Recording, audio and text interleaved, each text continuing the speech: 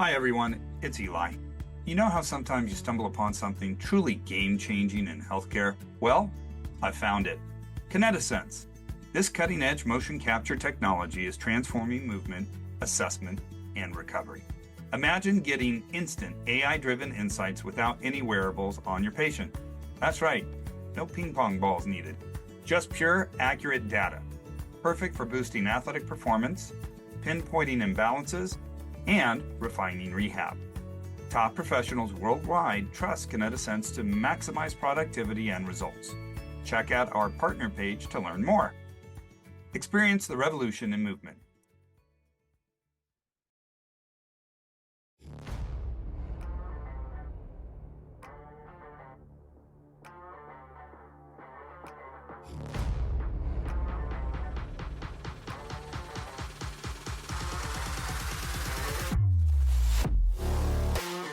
Welcome to Wrap It Up Sports Medicine and More, the podcast that gives you a viewpoint in sports medicine that can't be found anywhere else.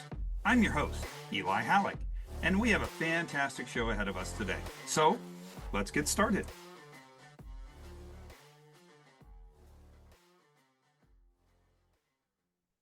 Today, we have Brian Gallagher. How are you doing today, Brian? Good, thanks. Thanks for having me, Eli. Oh, thanks for being here. We appreciate it. Julie Rudy, how are you? I'm good. How are you, Eli? Great to see you again. You too. And then co-hosting today with us again is Joel Doerning. How you doing, buddy? Doing good. Always a pleasure to be doing this. Yeah, it's fun, isn't it? It is.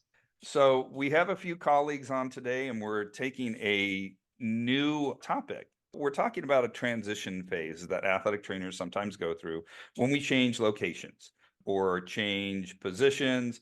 But in this case, we're going to talk about the misconception of stepping down from the collegiate setting to the high school setting. What is it like to take a position where you're not just going from, say, a clinical setting to a teaching setting, but from one school to another and the quote unquote step down to the high school level? I heard that this morning, actually, from a colleague of mine. We were talking about this beforehand, and both Brian and Julie, if you can give us a little background on where you were before the high school setting. Julie, ladies first, please, if you could. Well, I was at a Division II college for 17 years up at Sonoma State University and went up there for grad school. I was lucky enough to get the assistant position with my colleagues and then eventually earned that head position and stayed there for quite a while. And then recently, just about a year ago now, moved over to a high school in the area. And I liked how you said moved over to a high school. We'll talk about that. So funny story. When I was switching the jobs, I had someone say, well, what are you going to do now? And like, aren't you going to regret leaving? And I was like, what do you mean? I've been at that position for 17 years. It's been fulfilling. I've done it for 17 years. I'm trying something else that was put in my path to try, which is a different story. But it was interesting. Like right off, it's funny that you mentioned that. Like right off, somebody said that to me. Yep. Stepping down to the high school level. Gotta love that. And Yeah. Brian, what about you, buddy? I'm originally from the East Coast. I went to grad school at the University of Connecticut. I did my undergrad at Westchester University outside of Philadelphia. After grad school, I worked at UConn, worked at Toledo, Maryland, and Stanford, bouncing around a total of 15 years in college football. And then I took the position of a private school in the Los Angeles area. And I think that everyone who says that going from college to a high school is a step down is not familiar with the profession of athletic training and the responsibilities that go in line with that, because it's very clear, and that is not the case at all. It's just different. You know what? And that's so true. I know Joel and we've spent most of our career in the high school, secondary school, whatever you want to call it, setting. And yeah, let's get going there. I mean, honestly, truthfully, what in your experience, so Brian, we'll start with you, bouncing around 15 years to some major universities, backing, the big football programs and taking care of those D1 student athletes. What was your mindset when you went from the college setting to the high school setting right off the bat? Number one, it was location. My wife and I wanted to move down to Southern California, the Los Angeles or Orange County area specifically. Number two, I knew I wanted to change in setting. I had kind of done college football for 15 years, and it was always, the highs were high, the lows were low, but it seemed like it was getting more. The number of lows was the lows were staying low, and the highs weren't as high anymore. Yeah, I just needed a change. It was just, the day in, day out, being on call 24 hours a day, 7 days a week, 365 days a year. It was a little bit different. And the position I took in the Los Angeles area kind of fell into my lap, and I explored it, and it just seemed like the right fit at the right time for me. Yeah, because at the high school level, we're never on call. I mean, once that, what is it, 3:30 school ends at most places, we're off the clock, right? That's and that's and how it as works. and as soon as you walk out on a Friday, whether it's after a football game, yeah, you don't get bothered. No Yeah, one not reaches at out to you all. over the weekend. Yeah, that was a rude awakening. Week one in the summer. So yeah, no, that's what I'm saying. It's different. The number of issues, the number of problems, the number of it stays the same regardless of the setting. They're just different ones. For those of you, both listeners that are listening right now, that was sarcasm, I promise. We're both all on screen laughing a little bit because yeah, it doesn't happen that way. Oh my gosh. It's hard to say what's more deafening on the weekends, the texts, the emails, or the phone Oh, calls. It really yeah. is. Or the Um, look you get from your spouse when they hear your phone go off. Yeah. Oh, yeah. Well, I'm not going to comment on that because there's always a chance my spouse might listen to this. Although we're several episodes in, and I would bet the under on how many she's listened to, but that's a different story. Julie, how about you? What was the mindset going from your university to the high school setting? A lot of exploration, a lot of like, I'd done interviews in different states, exploring like what the next step was. Was it administration in a hospital? Was it, working at a high school in a different place or another university? I think there were a lot of changes going through COVID, and we had a staff of 5 for 250-ish student athletes going into COVID. We managed through it, and coming out, we did great. We stuck together, and then we started losing staff because the pay was not where it should be. As little as asking for, I mean, just a little bit here and there to keep somebody at the place, astounding athletic trainers. And so I had a hard time fighting to keep athletic trainers on my staff and talking athletic trainers to come in and, get paid this amount. And it dwindled down to where there were 2 of us at one point. And so then Oh, we, wow. yeah, From 5 to 2 on staff, that must have been hard. 5 to 2. Yeah. The fantastic athletic trainers that I was working with definitely want to help them get to where they need to go. And then there was a opportunity of a volunteer separation. The university said, hey, if you've been working here for over a certain amount of time, you might be able to get this severance and have a volunteer separation. I was like, well, my colleague decided to take it 2 days before it was due. I was like, well, maybe we should look into that and see what that looks like. No joke, the same week, I was like talking to my husband. I was like, hey, so we just moved to this house like 6 months ago. There's this fantastic high school down the road that our kids are going to go to. How cool would it be if there were a great paying job right down there and I could just walk to work? And lo and behold, that week, this job posted at being paid 35% more than I was being paid at a university. So that's a factor, right? Being able to support my family. Definitely, The definitely. location factor was key. Part of me, I was at a university that didn't have football, so I didn't have that through those 17 years, but I had a lot of other sports.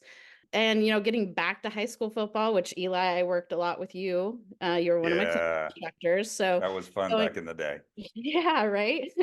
Seeing that, and I was like, yeah, I'd like to see that again. And that was a joyful time in my life. And went and talked to some people and did the interviews and talked to them about family time, about my big boundaries, honestly, that I taught a lot of the athletic trainers that I worked for in the university was your days off are your days off. Turn your phone off. Don't let me call you. Don't let, so I was very hard on those boundaries. And going into the high school I was working at, I wanted those boundaries and I wanted days off. And I wanted an administration that understood what I did and allowed me to do my job. all those things were mostly there at the high school I decided to step into. Walked in with open arms. The football parents were amazing. They just were like, we're so glad you're here. We appreciate what you do. We know what you do, and there wasn't, I mean, you're going to have the 5% of parents who you have to educate a ton, but it was a huge deciding factor of knowing like how welcome and getting that pay bump. Honestly, that was a great thing. So, Yeah, and getting paid what you're worth is a huge thing that we don't see in our profession all too often. I know I just had this conversation with a local basketball coach that wanted to hire me for $30 an hour. And after I finished laughing internally, I'm like, that I could get paid almost that working at McDonald's. I mean, almost. Well, yeah, California, good point. I sat there going, do you have any idea our value? How we decrease liability, how we increase productivity of your athletes. And then she just looked at me, well, can I hire a student instead? Do you have a student? And I kind of chuckled and I did the very polite and respectable comment of I couldn't ever do that ethically or legally. I could not give a student position or recommend a student position if they're not certified or licensed. That would be unethical of me. And she really had no idea what to say. The funny thing was she walked into this literally just a conversation. I thought I was going to help her find somebody and she thought I was hired. I'm like, whoa, whoa, whoa. I've been at the same place 26 years. You ain't hiring me away for a basketball league tournament thing. No, that ain't happening. Anyway, yeah, value. And I know, Joel, we've discussed this many times over the last couple of years is schools, how they over time start to value us, right? Let's get into some more questions here. What about you? Can I brought add up something to your Oh, value? I God, actually please have a do. great story Yes, going please, into it, shoot.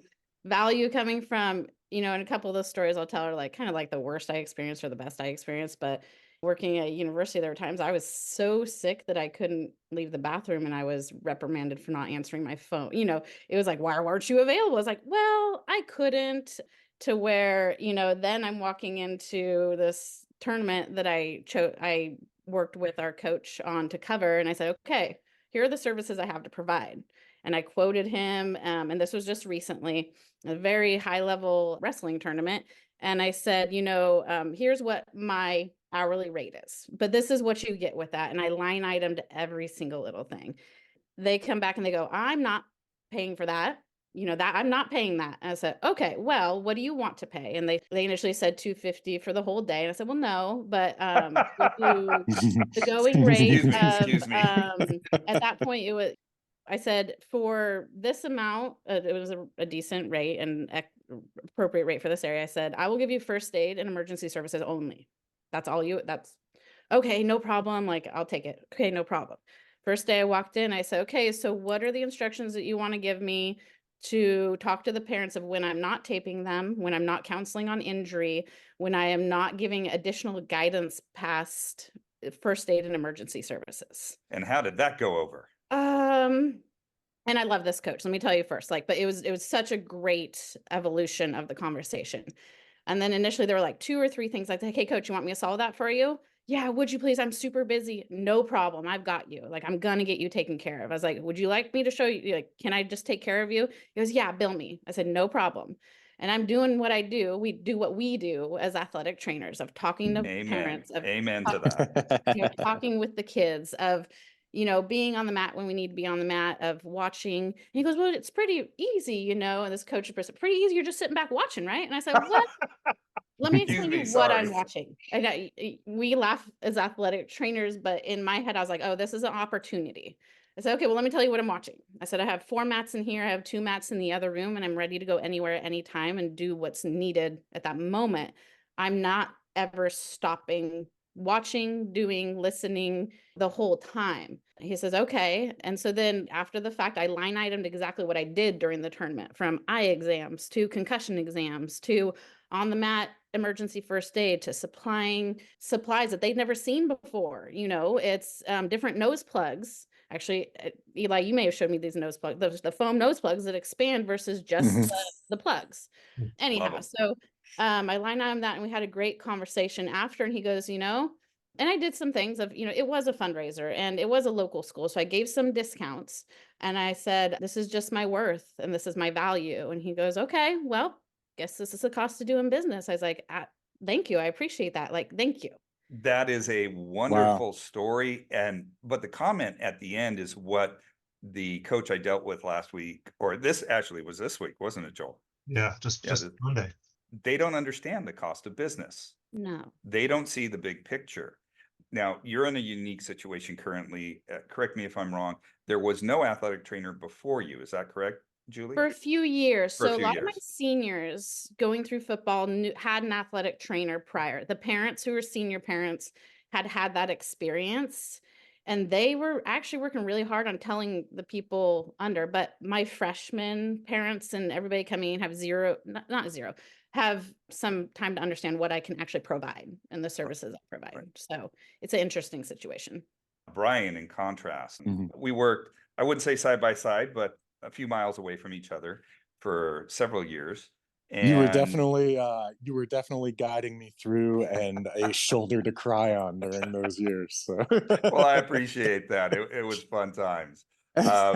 You stepped into a completely different scenario. They had a pretty functional athletic training facility, athletic trainers on staff full time for further back than I've been at my current institution, and that's 26 years. Mhm. So you were walking into a different setting. What was it like for you, that transition and coming in and them understanding your value versus Julie having to educate so much? The fortunate part about the position that I took was they approached me because they were getting a new facility, a new athletic training room, and the reason I kind of it fell into my lap was because they were touring facilities up at Stanford when I was working there. And I had shaken hands with them, and then a couple of months later, a call came across my desk that I had heard that they were looking to hire a new head athletic trainer and that they wanted to employ more of like a collegiate model. So I reached out to them, talked to them a little bit about what that model looked like, and they liked it. I liked it. Told them there were certain things that I would want to do from an equipment and supply standpoint, which they were open to. Once again, kind of going back to our initial part of the conversation, I too took an increase in salary going from a college football program to a high school setting. So once again, there's another argument that it is not a step down; it is a step over. And that's kind of a huge surprise to a lot of people when they find Yeah. out at the high school level, yeah, we might be making a little more than that collegiate athletic trainer. Yes, yes, and it surprised me as well. I mean, to be honest with you, the college Stanford said that we can't match that offer. So I said, okay, goodbye. That So does help make it easy, doesn't it? yeah, and I went down. I went down to Southern California. I was fortunate that the athletic trainers that were there, with the exception of the head athletic trainer who was moving on, the assistant athletic trainers were fantastic. And I talked to them prior to my arrival about, kind of what they liked about their previous situation and some of the changes that I was thinking about implementing, and they were on board. They were great to work with. I could not have asked for better staff to work with. We really, really had a singular vision and focus in terms of progressing the sports medicine program there.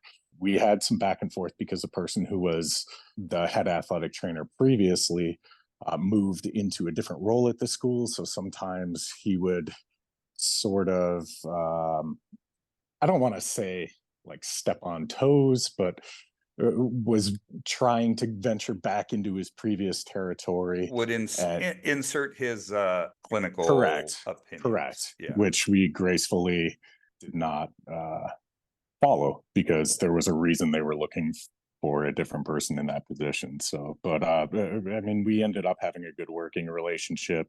We had to work together on some aspects of from an entire school population as a whole, but from a sports and athletics focus, no, that was our ship. That was our baby to kind of grow and nurture as a staff, and I think we did a really good job of that. the staff that I worked with deserves all the credit in the world for that, because without them, it couldn't happen. We were all on the same page. And a definite shout out to your former staff, who I know several of, great people. Awesome. Awesome. You really walked into a good structured location that had a workforce with you, which I'm going to get probably slapped by several colleagues and friends that are at high schools who can't say we have a staff. Yeah, that's true. We're very fortunate, and Julie's nodding. Julie, please tell me about your staff at your current location. We're talking about athletic training, coach, well, there's just me.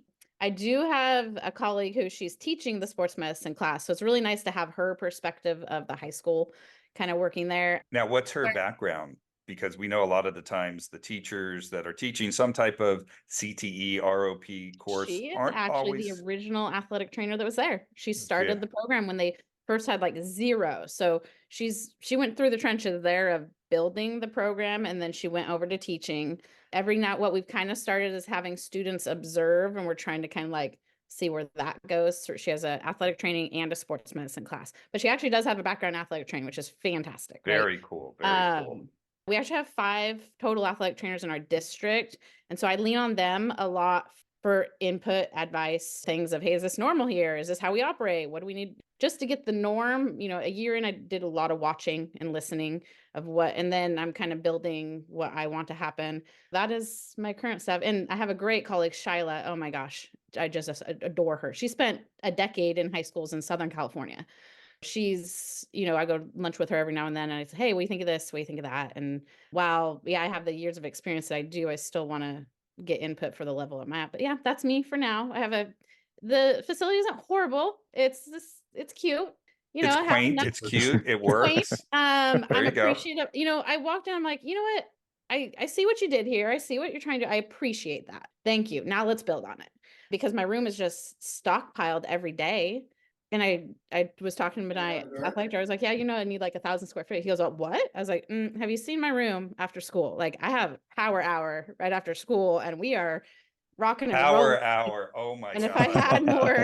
if I had more space, I can get people going. So I'm used to working with lower staff and stuff. But yeah, it's me. I have ideas. I have things I want to do, and how I want to, I'm teaching freshmen to grab water. I'm teaching, there's things that while you don't have all the resources of extra sets of hands, I try to find other ways.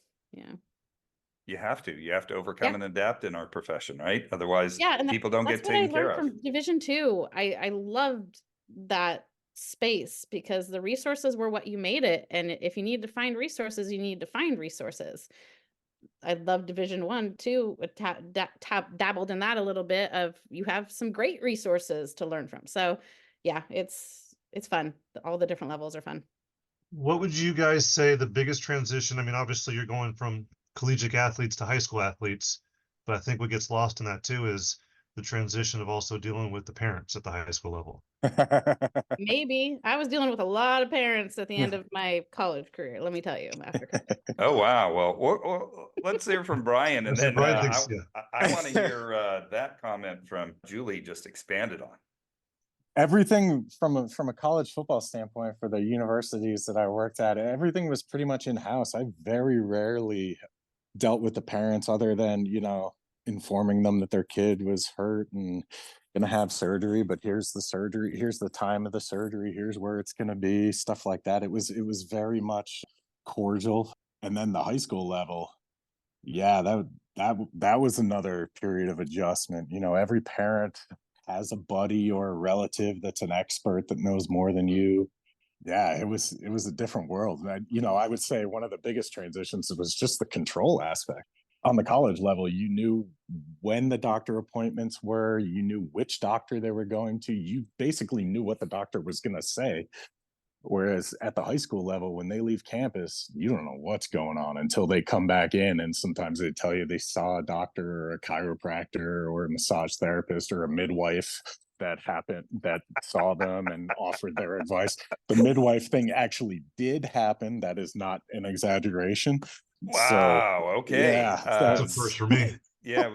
Did they give birth on the sideline and want to come back No, into the and game? that's literally that was my answer. I said, I'll call you when and if they're ready to give birth, but this is a boys basketball player. So yeah, I don't think your expertise is needed at this time. Interesting. Yeah, you got to love that. So yeah, the parent aspect was challenging to was certainly more challenging to navigate on the high school level for me than it was on the collegiate level.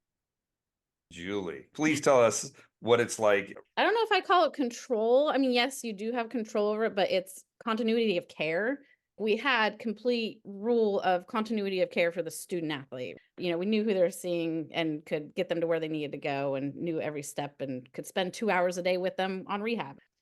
Some athletes coming in believing that they're very high level, and the parents took involvement when it came to injuries that they felt should go to a Southern California hospital because this physician worked on the Dodgers, and this and that. How they wanted, this needs to be a true red shirt, and that was misdiagnosed, and I work in insurance. And so there started to be more of those conversations, which just understanding the shift of, okay, maybe I am dealing more with parents now and learning how to communicate with them. And I knew that was going to be a shift in high school. I knew, like, okay, one of the first things I need to come in and do is listen to parents, listen to coaches, listen to the athlete, what is needed. Am continuing to spend a ton of time introducing myself to parents, sending messages at the beginning of season. Here's who I am, what I do, where you can find me. Here's my role. And then as I'm learning, lots of healthcare providers in the stands, which is fantastic. I had an ER doc that came down and offered a set of hands when I had an opposing player who had broken his back. Like, okay, thank you. Extra set of hands there. That's a situation that didn't try to step in, but I've had other situations where I had a parent who worked in a medical field, took the splint off their child's hand that they had a broken hand, and then proceeded to press down on it. And I was like, he needs to be sent now. You need to take him to the hospital. And that was frustrating because they felt they knew more, and they told everybody that they knew more than me. While I knew that was coming up with the parents, I tried to make my plan with dealing with them. But what I kind of figured was, well, I'm already working with a lot of parents in the college now, and a lot of the maturity levels of the athletes coming in as freshmen, maybe because of COVID, maybe just change of what have you, their mental preparedness for college was not that really there. It took 2-3 years to really get prepared for college. So, yeah. That's very interesting. I mean, I could really see how, especially the COVID years, we all as clinicians dealt with that, and it created some very unique challenges, to say the least. Definitely what you just said about the maturity level of some of these young men, young women as they grew through that, I think was stunted because of that full year where mom and dad were overseeing everything. I believe they had a problem letting go. It really solidified they didn't want to let go. Yeah. And so I totally believe that. That's kind of crazy, though. You don't think about that at the collegiate level. You just think about it at the high school level.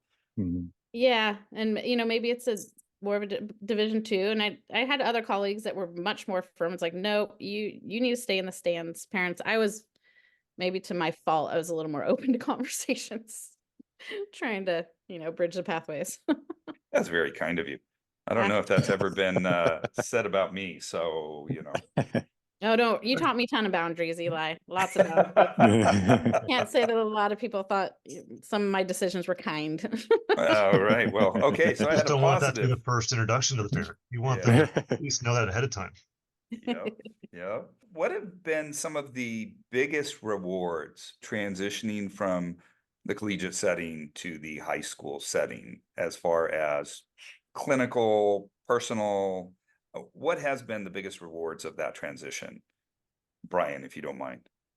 I think the relationships, as Julie sort of mentioned, was you're watching them grow and mature.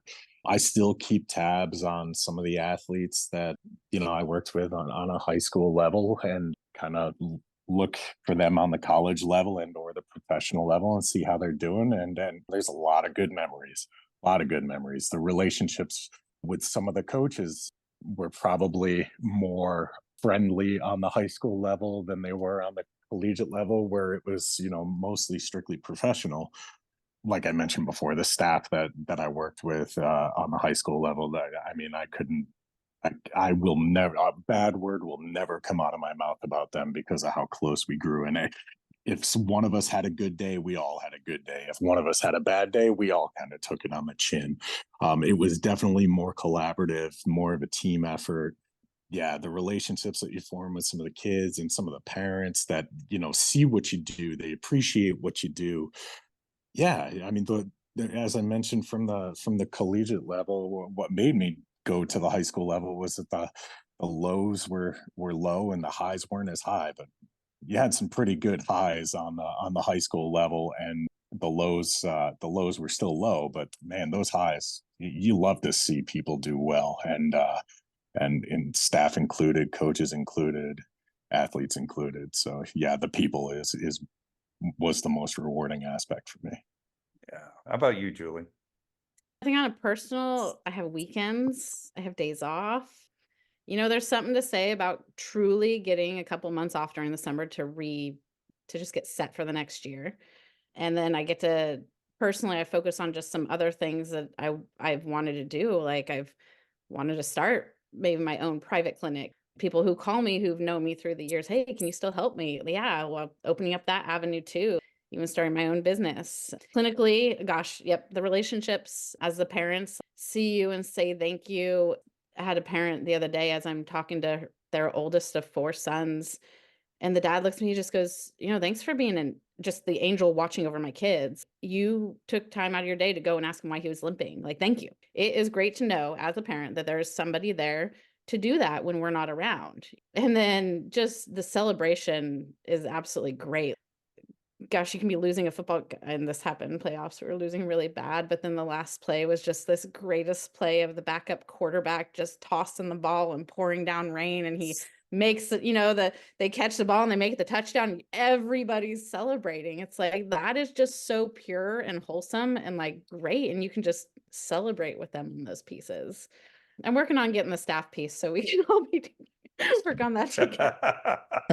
But yeah, working with those coaches that, I have a coach has his degree in biomechanics, and nobody understands what that means either, but he and I speak the same language, and it's great because everybody sees him as this hard guy, but if I give him data, he understands what I'm trying to do with the athletes. Building those relationships and getting the trust. And the other piece with the kids is that I continue to have conversations with them, and I had a couple of them go, the parents told me, they go, yeah, they wanted to see you to see what you had to say before they went anywhere else. So if that's what they want, that's fine.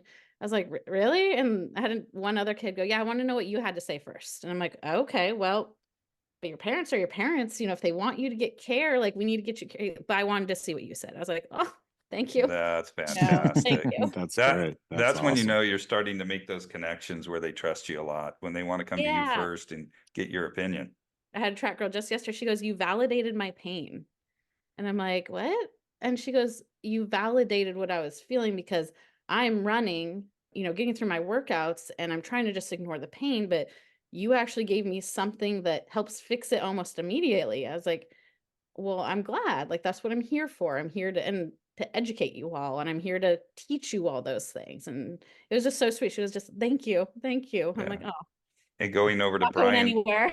going to Brian's comment earlier, that's a good day right there. You get a That's a comment like good that. day. That's a good day. 100%. Yeah. Yeah. And like, I'm not, the other thing, you're not waking up at night stressing about 5 other things that can happen the next day or what you're going to walk into the next day. It's like, I kind of know what I'm walking into the next day. Schedules may change, but it's been pretty consistent. Schedules may change. Well, Wait a minute. maybe that was the biggest, no, I mean, a lot of schedule changing. Maybe that was the biggest eye opener for me. I've had to learn to go with the flow with those schedule changes, and like, okay, well, maybe I'm just going to be in a central location today. Yep.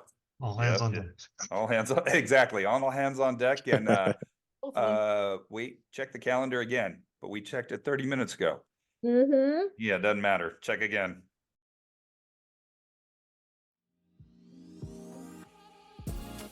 Elevate your knowledge, ignite your curiosity, and compete with the best minds at events hosted by the American Academic Competition Institute. AACI's sports medicine competitions feature practical exercises, challenging quizzes, specialty tests, and keynote speakers that foster knowledge and social engagement in healthcare and sports medicine. Go to aacitest.org for more information on upcoming regional and national competitions. Sign up for the ultimate intellectual showdown. Julie, you kind of mentioned being able to recharge. Mhm. How have you found the transition from, the collegiate level to the high school level being a better situation for you and your family to have that family balance? I can shut it off far easier. Everybody's shutting it off. I'm not going to get a call on a Sunday. My athletic director is like, I say, I need to go do this for the family. Yeah, no problem. See you later. Sounds great. No, like, are you sure? I mean, we have this stuff going on. I don't have people comparing my kids to their puppies. Wow. Like, thank you. I appreciate you're trying to connect, but my child is not an animal. I have Puppies? 4 dogs. I've had puppies. Puppies. Nothing, Okay. nothing the same. It's just that understanding of family. It's benefited my family because I have people who understand my family, who welcome my kids running around. First day, I was like, is it okay? Is it okay if I bring my kids to work? I've got to get them out early. And they look at me like it's like, oh, no, it's not. And they're like, what? Why are you even asking me? Do we like kids here? It's a high school. We love kids. I was like, okay, cool. Just no question of having family around, letting them just check it out. And then that makes me going home easier because then the family time is, I can recharge with that. We can go on trips during the summer and nobody's questioning me why I'm taking 2 weeks off. I don't think I took a vacation at the university level. When did I get married? 2012. When did I start? 2006. Yeah, long time. I didn't take a vacation until I got married. So What about you, Brian? When I was working on the high school level, I didn't turn off my phone. I almost think it's just part of a me issue more than the job setting. Because even in my current position, I don't know. I don't like surprises, so I'd rather know what I'm walking into the next day than walk in and someone say like, "Oh, this happened yesterday." Like, why didn't you tell me about it yesterday? Then we can fix it together. I don't know. My wife wants me to stop doing that, but Yeah, I we do. might have to I edit agree this with your out. wife. We might have to edit this out because both your wife and my wife might agree on that comment. So Julie, yeah, we Yeah. might have to talk to our producer about editing this little portion Uh-huh. out. Yeah. No, but that's Or we could just edit Julie out. Yeah, well, hey, there's a good idea. We might have to on that One one. way to save yourself there. No offense, I Jules. told you some Love of the ya, but- decisions I make are not popular. A lot of times in the Yeah. athletic training. Yeah, you got to just turn it off, guys. I Like, you can't got to do set it. boundaries. College, high school, any setting, you got to set those boundaries. Something's happening on the back. There's always something, damn it. It's still There's going to be always there the something. next day. That's our fear, right, Brian? That's our fear. That's It's our- going to be there that's the our next fear. day. I need to deal with it now. Yeah. Yes, exactly. You're not going to be any less of a hero on Monday than on Sunday.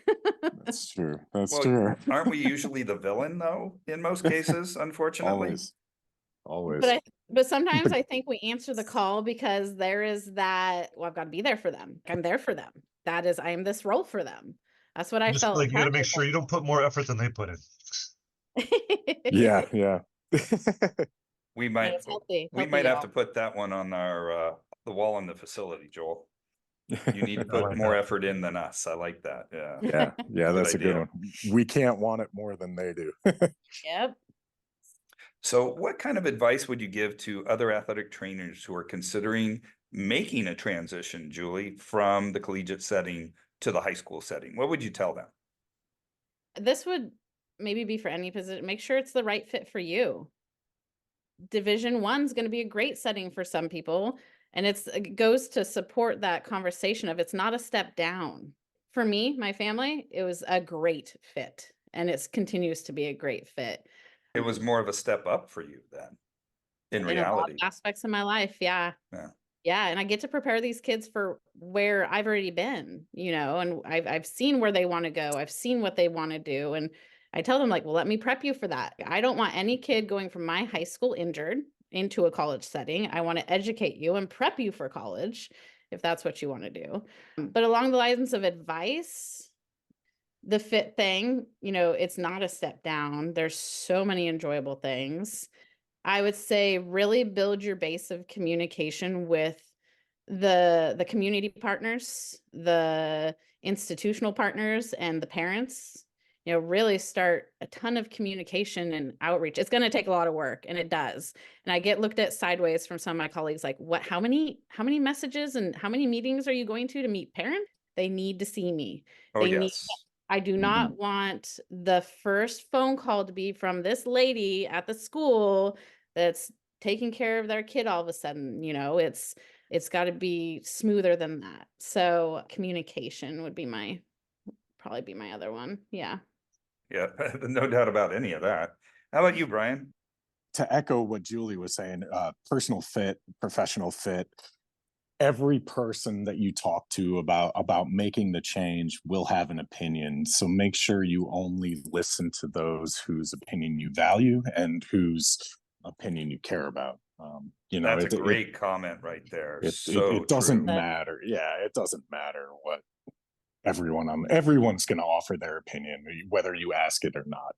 The vast majority of them don't matter. Just the people that you truly care about. Reach out to someone that's in that position.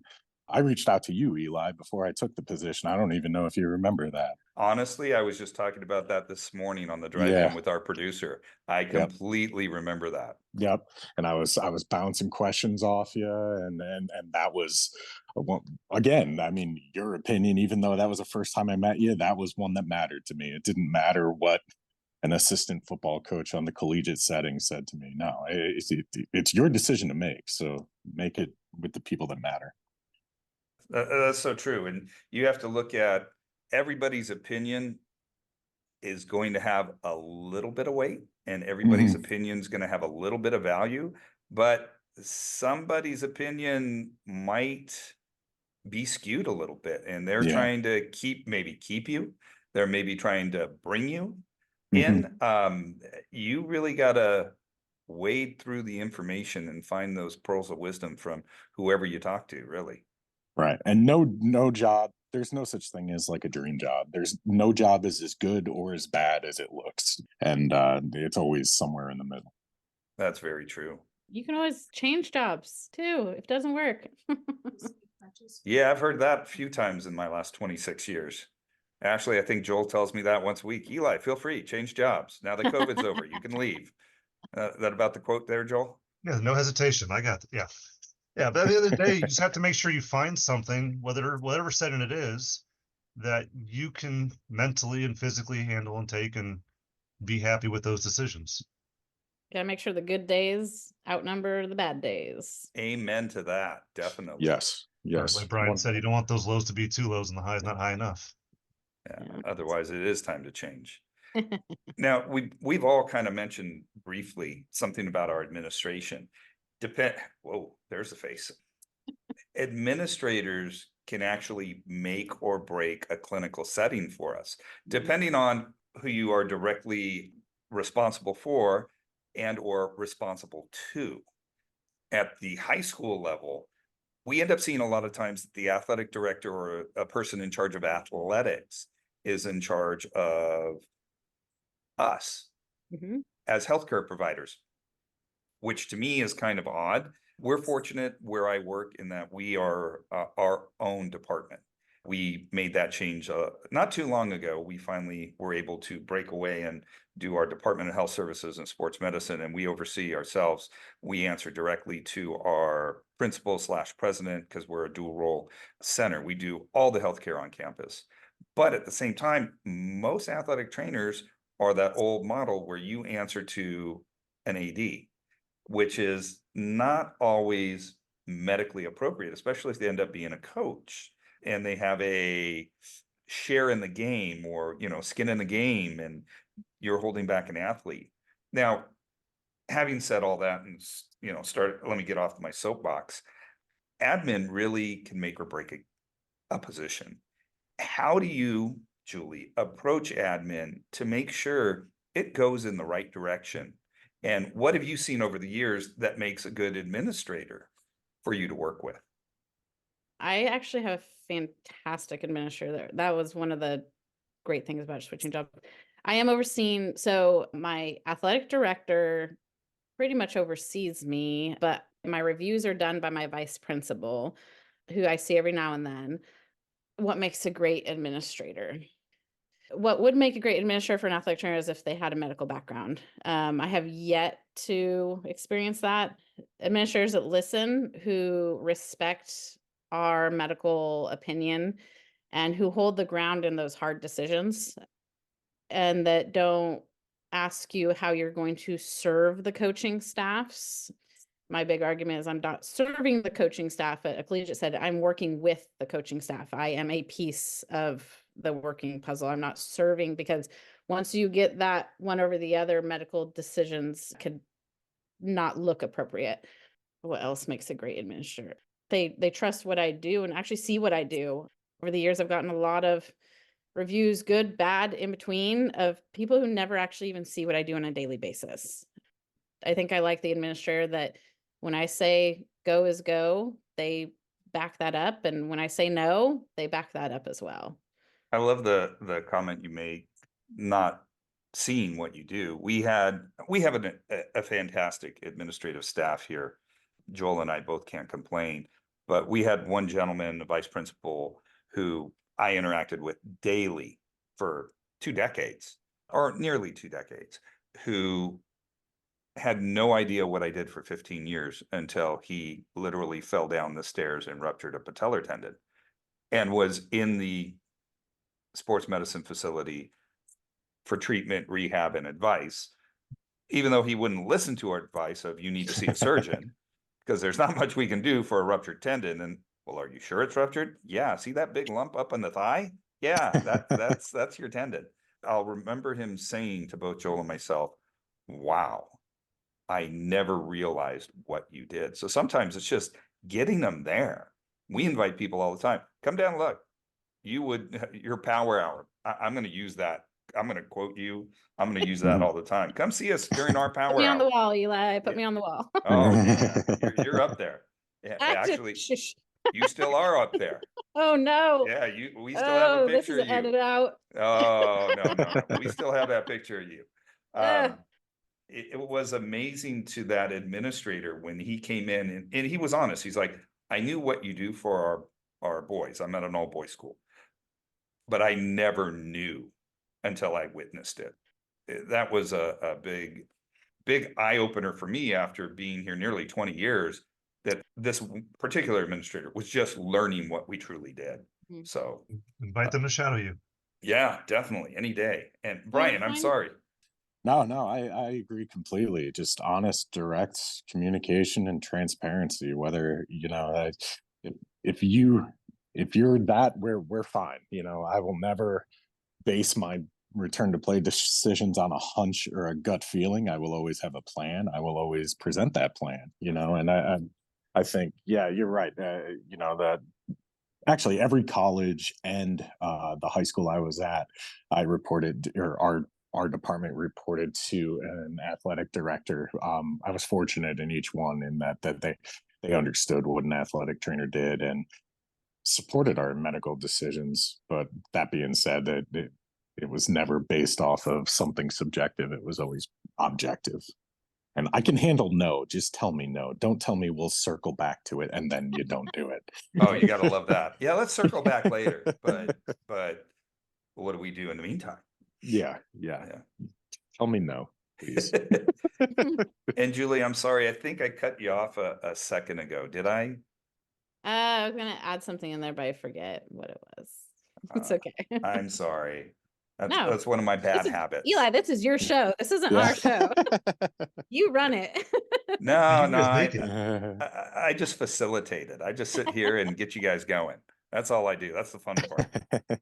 What's so far your favorite memory working at a high school, or in the past, what's your favorite memory of being at a high school as an athletic trainer? Gosh, let's see. I have a couple. I Shoot. always tell this story, and the story includes you, by the way. Uh-oh. Sorry, but not sorry. Back when you adopted your daughter, you gave me the greatest opportunity ever. So you went over to China. Wait. Let's pause right here because I Oh, know kind of the direction you're going. okay. But we want to make sure, let everybody know, this was about 19 years ago. Yeah, this was a long time ago. Yeah, so I want Yeah. to preface this before I get in trouble with all my preceptor fellow. Oh no. The rules were a lot different back then.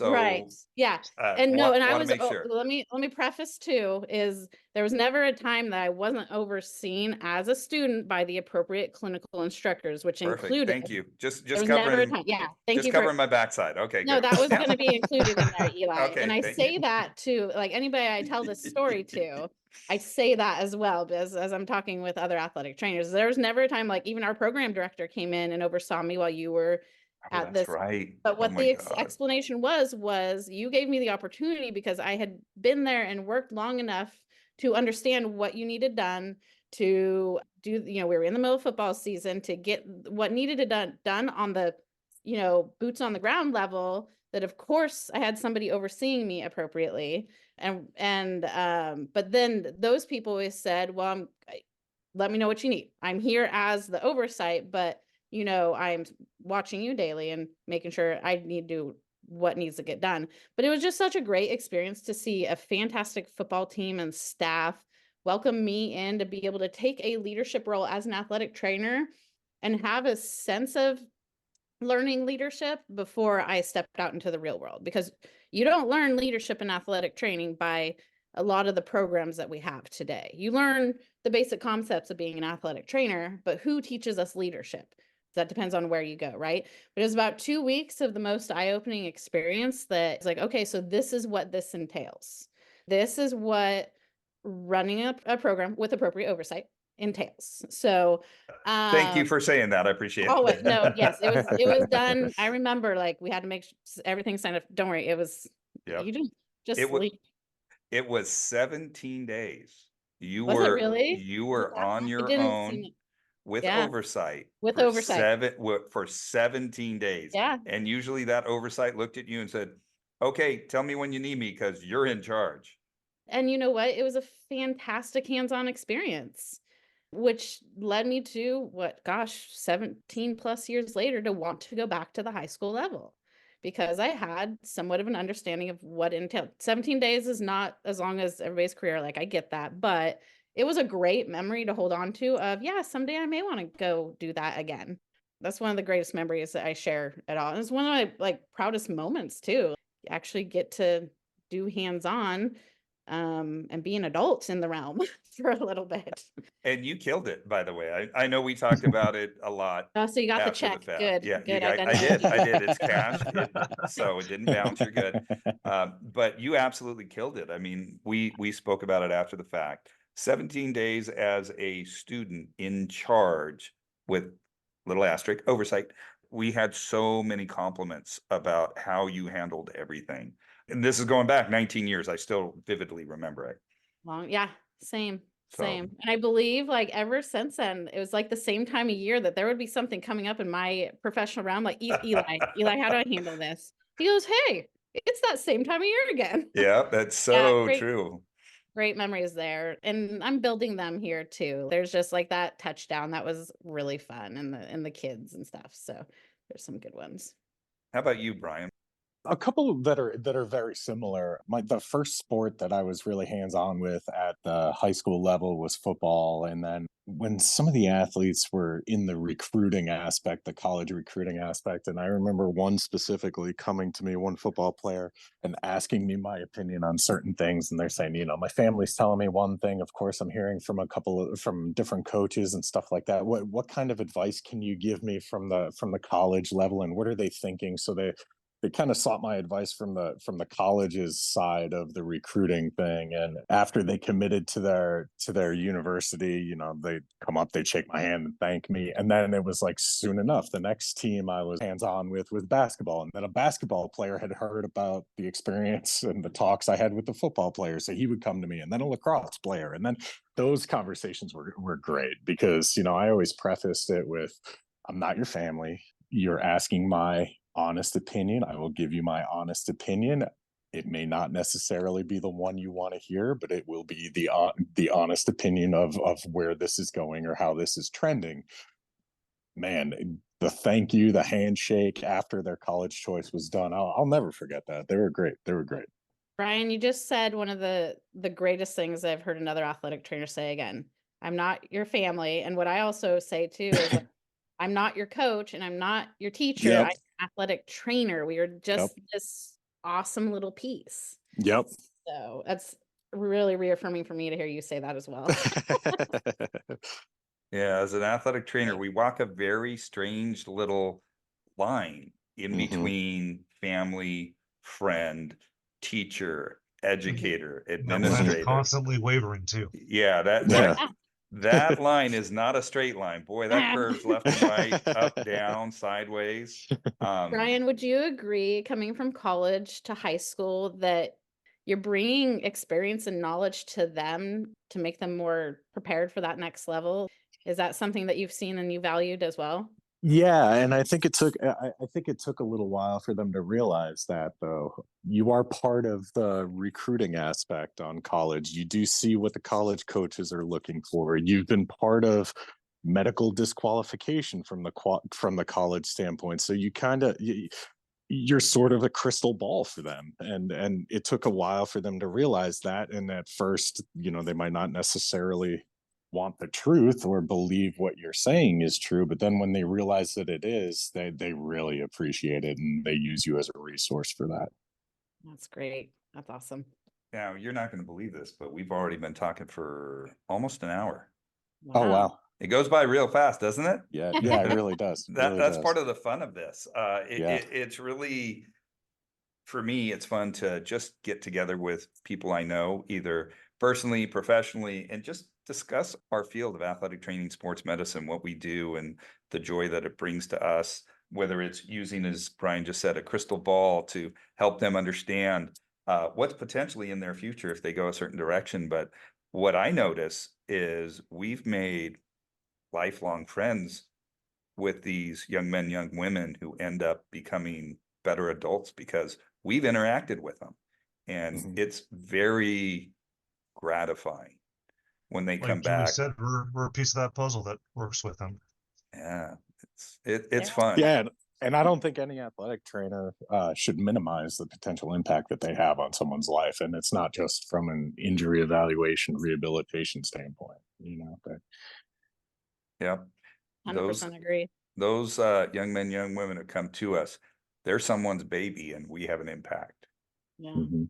Yeah. That Mhm. value piece, I think, like to build off of what Brian said, like we athletic trainers need to understand and appreciate our own value as well of what we bring to it. Amen to that. I keep Yeah. saying amen. It's like I work at a private Catholic school or something. Jeez. Sorry about that, everybody. Well, we've kept you far too long at this point. I don't want to take up too much of your day. You have given us a great insight into the transition from college to high school, and let's say the step up to the high school setting. I really appreciate both of you as professionals, as colleagues, but as friends, and I hope you have a wonderful day. Thanks for being on the podcast. Thanks for having me. Thanks for Yeah. your insight. Yeah, we Yeah, might this is- be, it was so much fun. We might be calling you back for another episode. Ooh. Sounds great. Sounds great. Anytime. Yep. Have a great day, guys. Bye-bye. Absolutely. Thanks. See you guys.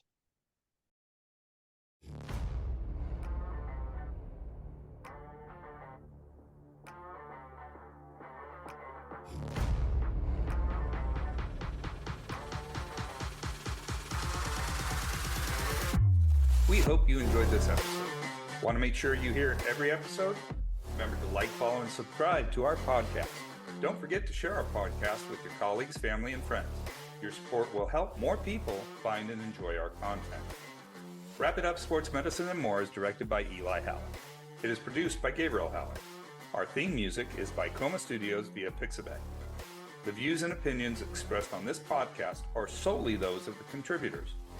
Want to know more about us? Visit us at wrapituppodcast.com. That's with one P, wrapituppodcast.com. Wrap It Up Sports Medicine and More is a production of Hallak Consulting, LLC.